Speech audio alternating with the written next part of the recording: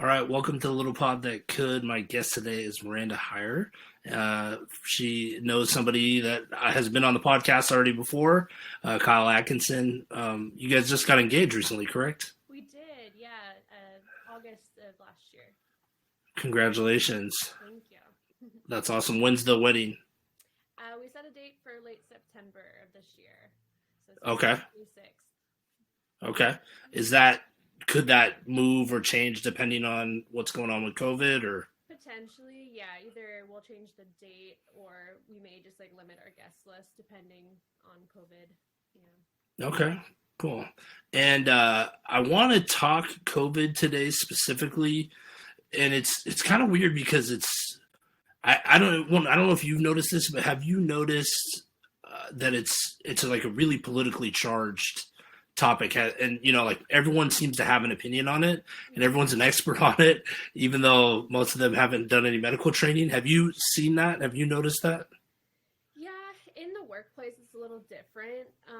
I feel like we're just so in it that we don't really talk politics too much. At least that's my experience. And, I have my perspective, other people have their perspectives, but when it comes to it, it comes down to the human lives that are before us. And so we kind of just take it day by day.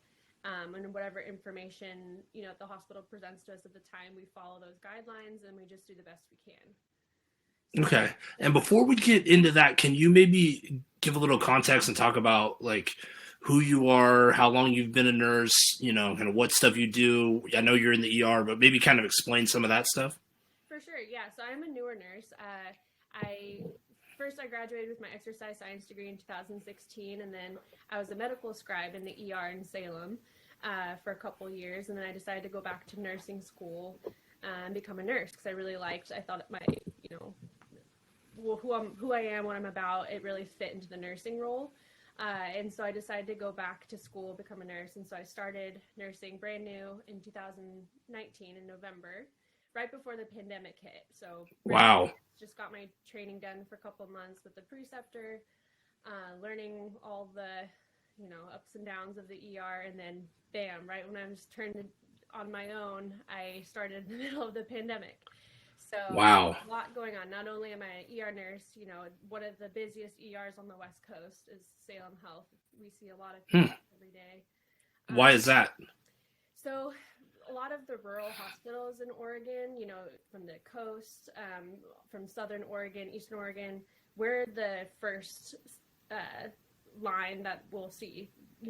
We see our level 2 trauma hospital. So we have a lot of doctors, trauma doctors on call. The specialists are like at OHSU, but we're the first ones that they'll see that's closest. So we get anyone from the coast. They'll send people, even from Roseburg, or even the southern borders of Oregon near Northern California will be the first line that we'll see and stabilize them and then send them north to Portland area if need be.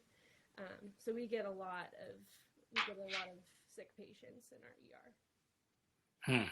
Okay. And so, I kind of became aware of the pandemic, like maybe, I don't know, Marchish sort of. I remember hearing Joe Rogan had someone on his podcast was like a virologist or, somebody who was familiar with viruses. And he was saying, this is actually serious and people need to take it seriously. When did you become aware of it before that? Or was that kind of around when you started noticing it too? Or how did you first? Yeah, that's basically first when we started taking precautions is basically when the public knew. So we had to, we were just told by our higher ups, our management, this is what's going on. It was all pretty scary at first too, because there's just so many unknowns and we don't know exactly how to go about it. So we just did the best we can, with what we had. Our protective gear was limited. People would come in and steal some of our gear, like masks and stuff, like visitors. Wow. And so it was a lot, but yeah, we were notified essentially at the same time as the public, and we just had to hit the ground running. Doesn't that seem kind of weird? Like, shouldn't you guys have had, because it was a known thing. I mean, if you go back and look, people were talking about it like in December internationally. So I mean, like we were the government was aware of it. You know, do you think? I mean, it seems like maybe you guys should have had a heads up beforehand, or Yeah, that probably would have been nice. I don't know. As far as do you like, know why that didn't happen? Was there like a breakdown somewhere, or they were just not prepared for this, or I could have been with preparation. Again, I'm not in management, so I don't know the chain of command sure, exactly how all that went about. You know, I don't want to say only a nurse, I'm just doing my job, but sure. essentially, I don't know when our management was notified, but Did they seem like surprised by it too? Was it like because I mean I know there was a lot of just unknowns. People didn't really know what was going on. Like, well, I guess more like it was kind of a scary time. I'm assuming. Like, yeah. what was you've been dealing with it now for like a year, but what was it like initially? The first month or two, was it just kind of like yikes? I mean, I would have been scared to even like, especially if you don't have like proper protective equipment and stuff. Like, what was that experience like? Yeah, it was more just fear of the unknown because that we still didn't know so much about the virus at the time, and like we were told it was uh, initially was like, oh, wear contact precautions, so that essentially that means you can transfer it person to person with contact, and then later on we were told it was airborne, and so you have to wear protective mask. And then they're like, oh, now you have to also wear eye protective gear because you can transfer it in your eyes. And so it just kind of developed over time as we knew more. And in the ER, mind you, I mean, we don't know a lot about people's history and all that stuff. So we have to treat every single patient like they're a COVID patient at the Hmm. time. And, we're very particular about screening questions and all of that, fever, cough, difficulty breathing. But before we even know the screening questions, because we didn't even know really all of the signs and symptoms until later on, we just had to treat every patient like could potentially be a COVID patient. And so we're taking the extra precautions that we can. We're wearing our full gowns, gloves, goggles, and N95 respirator mask, depending on what was available. And head caps too. At one point, there's volunteers that had to cut their own gowns out of like big sheets of plastic because we ran out of gowns. We're running out of respirators, and so So that experience, you did experience that because it's hard with so much stuff going around on the internet. You never really know like what is true. So for you, there actually was a shortage of protective equipment. yes, we had to. So um, normally, before a pandemic, you're supposed to like wear a mask if you're in a contact room or droplet room. It's a droplet precaution. So if someone could spit and then a droplet, with the virus, whatever, lands on a table, you touch the table, and then you were to touch your face, whatever, then that could be you can get that virus from the droplet. So that's the only time you're really supposed to wear a mask. Nowadays, we have to wear a mask all the time, 24/7. At one point, we had to wear the exact same mask for our entire shift. So that's like about, if you add it all up, it's roughly like 13 hours you're wearing the exact same mask. And Yeah. if you saturated your mask, at one point we were so short on masks that you just have to deal with it, and you just have to keep wearing that same mask. And I mean, if it was really bad, like obviously saturated, you could get a new one, but it was really, really tight. And also with visitors at the time, we didn't have a limit on visitors that could be in the ER. And so they were taking, gloves, masks. So it was pretty scary there for a point, not knowing if we would have the protection that we needed. And we weren't And allowed to how wear long masks at the time. So, how long did that last? a few months. Wow. And then as we started refining, the signs and symptoms, we could kind of narrow down the type of patient if they were truly a COVID patient, because we didn't have testing either for a long time. Testing was very particular. Only if a patient was very sick with a respiratory illness and they were being admitted would they get a test. Nowadays, if you want a test, you can basically get one. But And was that just because you didn't have access to enough tests, so you had to kind of right, it was limited. We okay. didn't have enough tests at the time, and this is like back I forget exactly the months, but it was like when it first all started, like in, I want to say like April, May, when we first had the tests. It was very particular who received the tests. But in the ER, it takes like a day or so to get the tests back. And so in the ER, you don't know for sure if you dealt with a patient that actually had COVID or not until you get the phone call from HR saying like, oh, you were in contact with this person who tested positive. Were you wearing all your gear? And it's a lot to go through. Yeah, so when that happens, when you get that call, do you then have to quarantine, or how was that? Yeah, so with that, you have to remember the patient you're with, and you're supposed to make sure, before you go into a room, you have to make sure you're having all your correct gear, you have your respirator, everything on. And especially with a lot of these sick patients, the nurses, you really make sure to wear all your gear. So I'm able to like tell the HR person confidently, like I was wearing all my gear as I was supposed to. And then we self-monitor at home, make sure we don't have a fever, cough, anything like that. Initially, when everything was going down, if you came into contact with a COVID patient, you would have to quarantine. But then eventually it developed, there's so many people staying home. Right. As long as you were self-monitoring, you didn't have any symptoms, and you're wearing all your gear, then you could come back to work safely. And that probably there had to be some times, someone comes in like a gunshot wound or stab wound where you're like trying to get all the stuff on. I mean, that had to be stressful because you're like minutes are counting and on this person's survival, but yet you have to make sure that you have all the right equipment on, yeah? Exactly. That was another really difficult thing, especially so, exactly. We deal with gunshot victims, we deal with, people that are coming code 3, which essentially they need life-saving care right here, right now. They're, doing compressions. Compressions are technically, it's an airborne activity. So if someone had COVID and they came in and they're coding and we're doing compressions, you could expose all those people to the virus.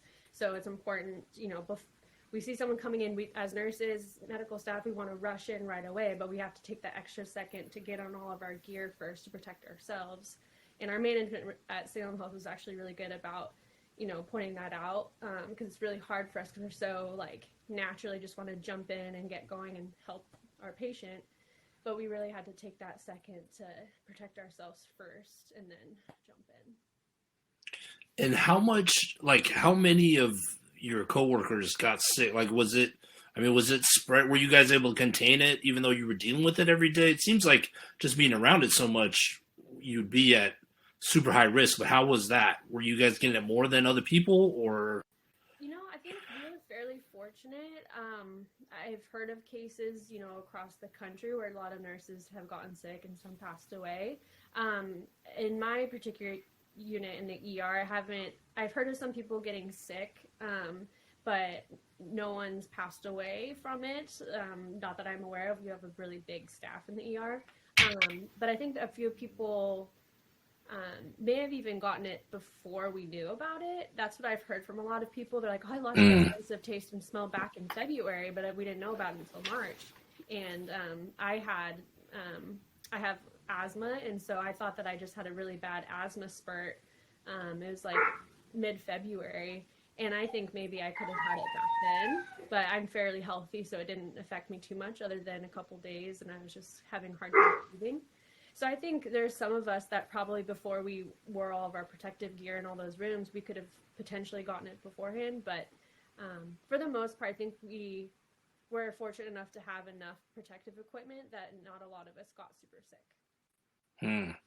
And we're not giving medical advice on the pod. I don't want anyone to misconstrue that, but I do want to kind of see about debunking some rumors. If you've had COVID, can you get it again? So again, I'm not exactly a virologist. I don't have all the studies, but there have been cases, yes, where people have gotten it again. So it is possible, and it sounds like, again, I don't want to put rumors out there either, but there have been some talk about, the virus potentially changing, adapting, and so there's different strains as well. Yeah. Probably like Now, have you seen that coming in? Because that's sort of the new talk is like the mutated strains. Have you at your specific hospital? Have you guys seen that at all? not that I'm aware of, but again, with our testing, um, this and it may be more higher up with management, they may know more about it. But with our testing, it just says if it's COVID positive or negative, the test. So as far as the different strain, like we don't have like a separate test for like the flu is like type A or type B flu Hmm. test for. We don't have that as of right now. So all we know that if it's COVID or not. We don't know Okay. just yet. And when the lockdowns happened, a lot of the reason that they said they were trying to, make sure that the hospitals didn't reach capacity. Did Salem ever get close to that, or how did the capacity situation work? And then how is it now? Yeah, I think it was actually really helpful. Coming from the ER nurse's perspective, like we deal with a lot of patients every day, especially at Salem Health. Like numbers wise, like the flu season is busiest season. I think the most patients we've had in a day was roughly like 400 over the past few years. Like that's like a lot of patients to see in one day. Our census has been lower, like more in like the high 200s, like 280s, I think. I think What was it normally pre-COVID? yeah, that's what I'm saying. Pre-COVID. Oh, it was like 280 pre-COVID. Yeah, yeah, well, Okay. higher. It depends. It fluctuates on the day and the time of year. Usually, flu season, it's probably like in the 300s. Normally before COVID. Okay. But with COVID, mind you, remember before we were talking about where we had to treat every patient like they had COVID, gear up for everyone. That takes time, and it also takes more effort because you can't be transferring all your gear from room to room. So you have to change Right. each patient. And then also like all the things you have to do. You know, if you have to do an EKG, you're bringing equipment in and out, and you have to sanitize all that. If you're drawing blood, you have to be extra careful. And like with all your equipment, like it just takes so much more time than an average patient. You know, with the COVID stuff, it takes so much more time. So it was nice having.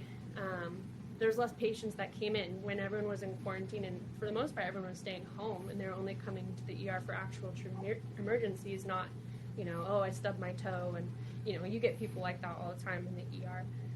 Hmm. But it was nice having a lower census because it gave us that extra breathing room to be able to take care of the emergent patients without having to worry about all these other people too. So it was really nice.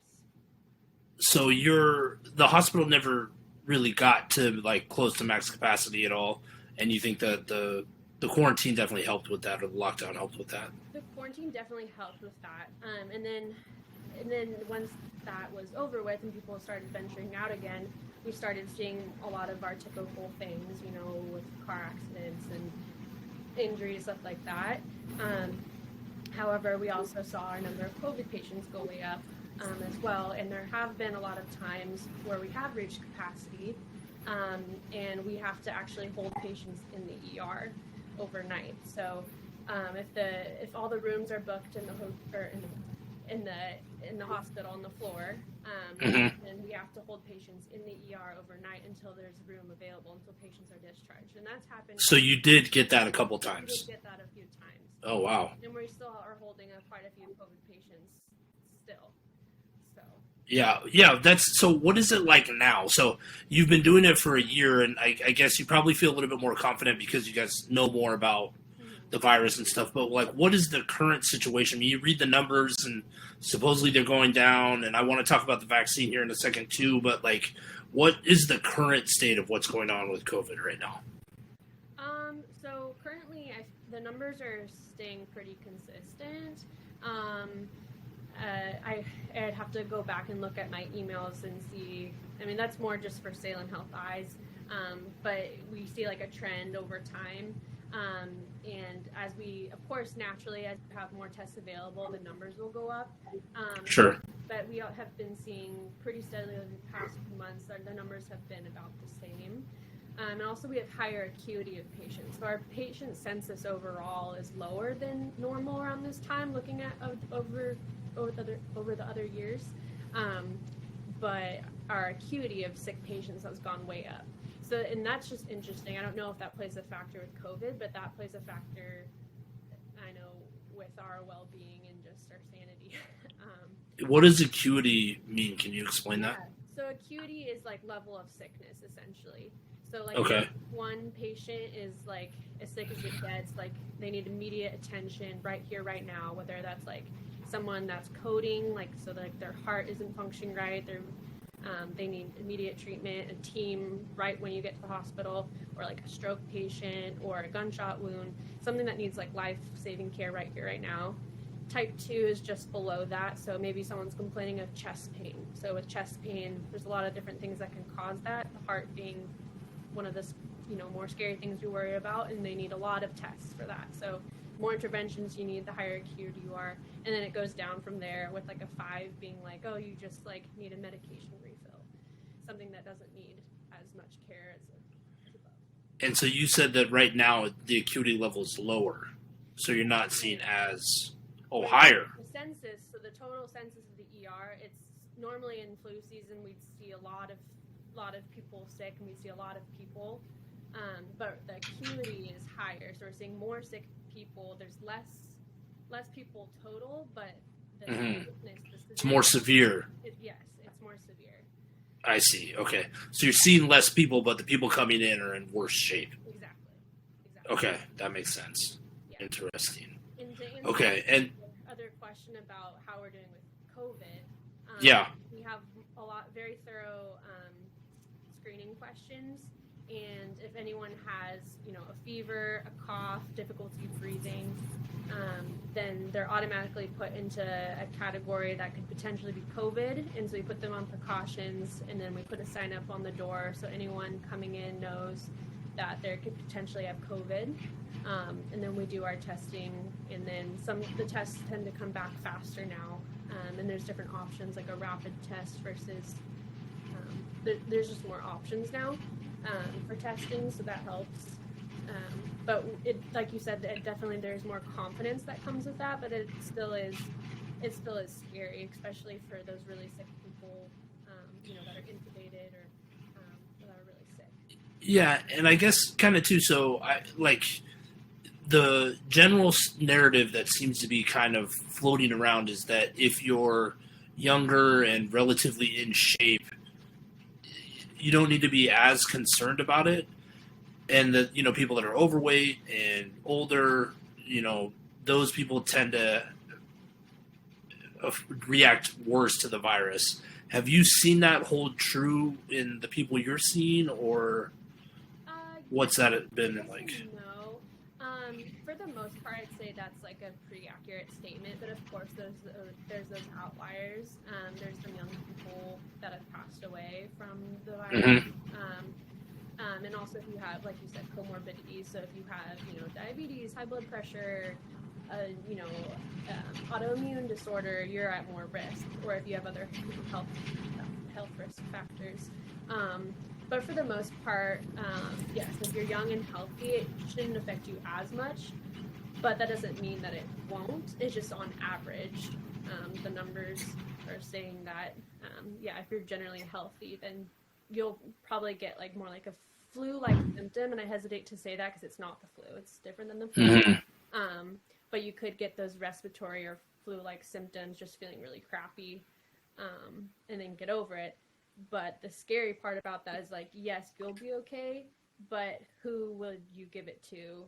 Sure. Die, in the meantime while you're feeling okay, but you pass it along. So. And have you? Because at one point they were talking about the smell and taste, the loss of smell and taste being a permanent thing. Have you seen that, or is that most people are getting that back at some point? Most people get it back, I think. I guess I shouldn't say exactly. I got COVID.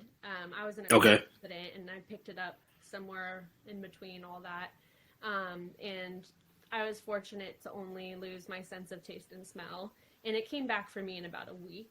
I was told when I got COVID tested by at the clinic that the doctor said that it could be a couple months potentially.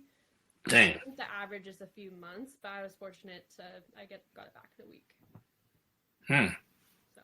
And there was also some information floating around early on about it affecting your heart and your brain, that they were concerned about long term effects on the heart and brain. Has there been any other information coming out about that? That's a good question. I would have to do a little bit more research on that. Okay, but it's not like something that's commonly known now. Like it's still sort of Um, Potentially, we think there could be some effects cardiovascularly. So, yes, so there could be effects on the heart, or potential for getting like a stroke that would affect more the brain. So there is talk of that, but as far as like all of like the studies, I'd have to do more research to give you a more finite answer. But I have heard okay. about it affecting the cardiovascular system. Yes. Okay. And as so with COVID now, you're saying that the numbers, it's not like you've seen a sharp drop, like since, people started getting vaccinated. It still is holding steady about the same amount with what you're seeing. Yeah, it's still the numbers are still pretty much the same. And unfortunately, I think that just has to do with people still going out and doing what they want to do. It's hard. I mean, it's super hard to find that balance of like doing your part to stay home, but also keeping your sanity and like not trying to be totally socially isolated. It's really difficult, but my hope is that people will keep wearing their face masks and just keep trying to do their best. And hopefully, as more people get vaccinated, we'll see those numbers go down. I was fortunate enough to receive both vaccinations, and I'm doing great. I feel Wait, both vaccines? So you got the Moderna and the Pfizer one? no. So you get your first dose. I got Pfizer. That's the Okay. Salem Clinic or Salem Health was offering that one to us. So you get your first vaccination, and then about 3 weeks later, you'll get your second dose. Okay. Essentially, it's like a booster just to make sure you get your body's introduced to all of the vaccine code, essentially. Okay. And so, yeah, so I guess we could jump to that now. So you got the vaccine.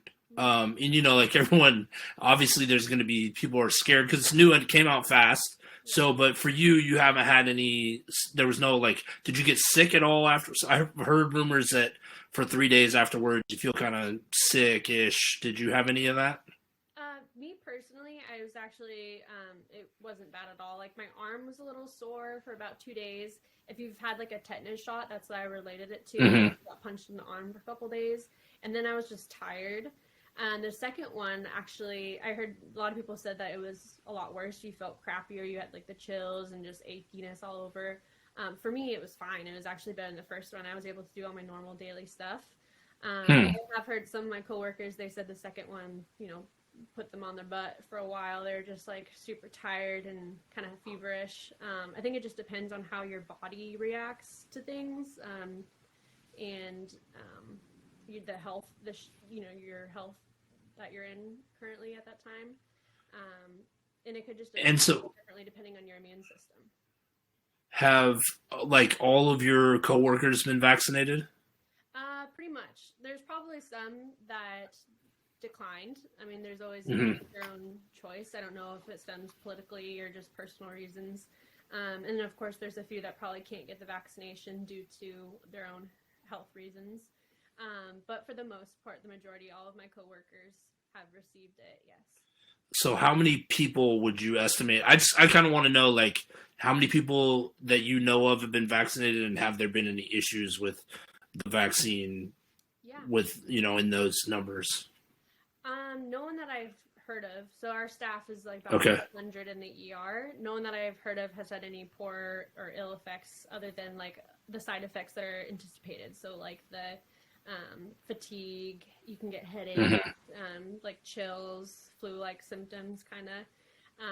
But no one I've heard of has had ill effects to where they needed emergent care.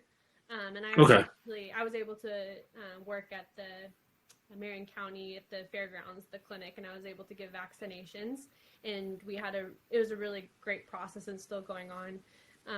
So where we would monitor you, 15 to 30 minutes after your vaccination, just to make sure you didn't have an allergic reaction or something like that. And there's a very thorough screening process to make sure that you're eligible to get the vaccination. And if you make sure you don't have any contraindications, any reasons why you're not supposed to get it. But we did a really good job, I would say. They had a great setup there to monitor you afterward to make sure that you're doing okay before you go home and monitor yourself at home. So. And have you seen, because there's been some, conflicting stuff on, oh, the vaccine rollout is not working and is too slow, and have you noticed any kind of disorganization, or have you guys kind of been able to roll stuff out smoothly? How's that been? Kind of in the middle, I'd say. At first, I think when we first had the availability, it was going great. It was going really smoothly. And then there's been a few bumps in the road as far as getting more vaccinations out. I know currently they have a holdup, I think, until like mid-February, specifically at the Oregon State Fairgrounds, Marion County Clinic, for first-time vaccinations. People that are coming back for their second dose will still be able to get those. But there has been a couple bumps in the road as far as getting more vaccinations for those first-time doses. So it's hard to say exactly because, again, I'm not in management, so I don't know all the details of everything. This is just what's out to the public. So there has been a delay, and I think it was going smoothly at first, and then we were slow in getting another supply in, and then it rolls out again. So it just kind of it comes and goes as best as we can. My hope is that we're going to be able to get more vaccinations and just keep going with the next group that's eligible to get vaccinated. And is this vaccine supposed to be like the flu vaccine that you have to get every year, or is it like a polio vaccine where you get it once and then you won't need to get it again? That's a good question. I actually, at this time, I don't really know. Okay. That might be a possibility, but at this time, I think there's still some unknowns. But I'm not sure. I'm not sure yet. Okay. All right. And so when do you think, because I know it's weird. I see like concerts being planned for this summer, and like you said, you're planning a wedding in September. When do they think that the majority of people that want to get vaccinated will be able to get vaccinated? I remember watching a video on Dr. Fauci. He was saying hopefully everyone will be able to have it by the end of the summer, and so that would be fantastic. Hopefully, if there are enough vaccinations that everyone would have the option to by the end of summer. So that's, I think, was the goal. But, I don't know at this time if that's a real possibility or not. I'm hoping so. I guess I meant more from like how you see things logistically working. Do you think it's possible to be, maybe not a herd immunity, but like to that point where a large majority of the population has been vaccinated in the summer? Like, how many vaccines are? I guess that's a question that would maybe give a little more context on it. When you're working at the Marion County Fairgrounds, how many people are you vaccinating a day? So me personally, I actually kept track for the 3 days I worked there, and I vaccinated about 250 people in one day, and that's just me personally. How many of yous were there at the? Quite a bit. Over the first 2 weeks we were open, we vaccinated, I believe it was over 15,000. And that was just 2 weeks that they're open. So from there, like, I only worked there for the first 2 weeks, so it's skyrocketed since then. And there is like kind of the forward few steps, back a couple because of the limited supply.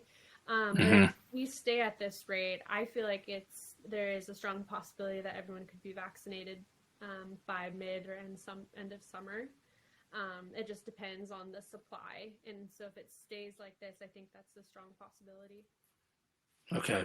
Yeah, I don't remember someone was talking about it, and they were talking about the Roaring 20s. Now they understand why that happened. I hadn't thought of that either, and I was a history teacher for a while, and I never made this connection, but I mean, the Spanish flu in 1918 kind of, now that we've all been shut down, I get why people wanted to go out and like celebrate and party. Makes the Roaring 20s makes a lot more sense now. And so I'm hoping that people, we can get vaccinated and get out and start enjoying each other, enjoying the community and all that stuff now. I mean, it really has put things in perspective. What's been the biggest thing you've learned from this last year of dealing with the COVID pandemic? Oh man, that's a good question. I've learned a lot.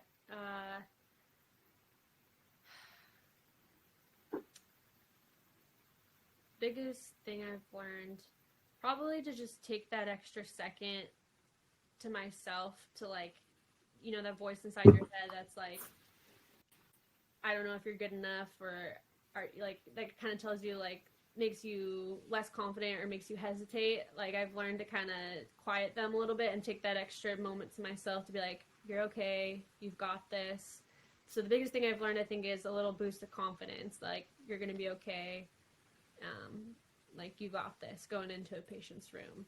So because at first Hmm. I was, as a new nurse, like you kind of feel like a fraud sometimes. You're like, Sure. why am I actually like okay doing what I'm doing, like helping these people? Like, do I actually have like licensure to do this? Sometimes you feel like a fraud, but then over time you start getting that confidence, and you build those skills, and over time, you learn that you're okay and you may not know everything, but you just do the best you can for your patient. And so I think that's the biggest thing I've learned over this time is to trust myself and to listen to my gut. And I feel like that's gotten me a long way so far. And did you ask to be in the ER, or was that like an assignment? I mean, it seems like as a new nurse, you're like getting thrown right into the fire there. Yeah. So when I was a scribe in that same ER, and essentially you're Mm-hmm. working alongside the doctor and you're writing all their charts for them in real time. That way they don't have to spend, a ton of hours afterward. And they see like upward like 30 patients a day in the ER, Mm-hmm. 8-hour shift. So that's a lot of charts to do. So having the scribe there real time documenting everything is a big help. And then they'll go back and look over everything, make sure it looks good before approving it. But that was a big influence on me deciding that I wanted to do ER nursing. Everything else just seemed kind of boring. Like, Mm-hmm. I don't know, that's just who I am. I'd really want to be. I know a lot of things, a little bit about a lot of things, and that's kind of the ER. It's not monotonous by any means. You get something new every day. Your assignment is new in a different area. It's big. You're meeting lots of people that are in and out, but you don't necessarily have to babysit them all day. Um, so there's a lot of pros and cons to ER nursing, but I really, really enjoy it, and it also gives me a lot of stress. But overall, I enjoy it because it's new every day, and you're constantly learning, constantly. Okay, I want to ask you the craziest thing you've seen in the ER, but before I ask you that, now that you're a nurse, how many times do you get questions from friends and family like, "Hey, this thing's been hurting," or "I have this kind of weird thing going on"? Like, how many of those questions are you fielding now? All the time. But I mean, Yeah, the territory, it's fine. Like I do the best I can, and mostly it's like kind of like screening to know like I had Kyle's cousin like cut his finger pretty bad, and he's like, "Do I need stitches?" And like it's hard to assess over Zoom, but like for the most sure, part, sure. like tell you if you're okay, just do this like at home, or if you need to seek treatment. I think that's the biggest thing is like, do I actually need to go somewhere, or is it okay if I stay at home? So, Hmm. but yeah, I get Okay. it a lot, but it's okay. It comes with the Yeah, territory. I can imagine. I was thinking, man, you must get that all the time. Yeah. Okay, the craziest thing that you've seen in the ER. Oh man, there's been a lot. I saw a lot as a scribe as well. Hmm. Gosh, man. So as far as like you want like gnarliest, like gory type. Yeah, yeah, yep. Okay, gnarliest. Of course, I can't go into a ton of Sure. detail, but probably was someone who fell off an embankment in their car, so like head Ooh. first down into an embankment, and both of their legs were severed, and like they Ooh. of them, and they're essentially bleeding out. That was probably the gnarliest, Dang. and that's when I was a Yeah. scribe. So it And wasn't. how do you deal with that? Like that. Like I mean, when something comes in that's like, I mean, is it just something where you just kind of get conditioned to it, or I mean, Yeah, yeah.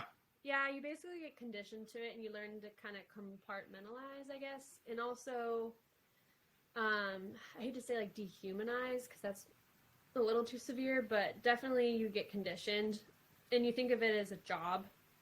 Hmm. The person that comes in, it's my job to do X, Y, and Z. in order to keep them alive, essentially. And so it's very task oriented. If you get involved in all of the, oh my God, this is happening, all of that, then you're not going to be able to focus on the task at hand. So you learn to do your job and focus on what you're supposed to do. And then a lot of the time that stuff will come later or after your patient's been, hopefully, they go to the OR or they go to OHSU or something. Like, that'll come later, oh my gosh, that happened.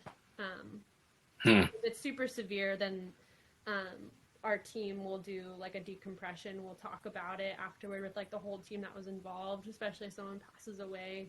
They'll come in later and we'll like talk about what went well, what went wrong, what we could have done better. If people just want to talk and vent about it. Because there's a lot of tough times that happens. A lot of people die. And I've had patients die. I'm not a trauma nurse, so I don't see a lot of those big cases that come in. I see a lot of like the day-to-day things, but there are a couple times when, a patient comes in by medic and you think they're okay. And then this is probably the scariest patient I had. It wasn't like the goriest, but he died of a heart attack. And he coded in my room. He came in, he looked great. He looked fine. He was having chest pain and he had some odd symptoms.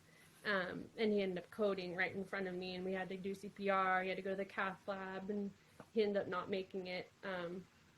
But I don't know.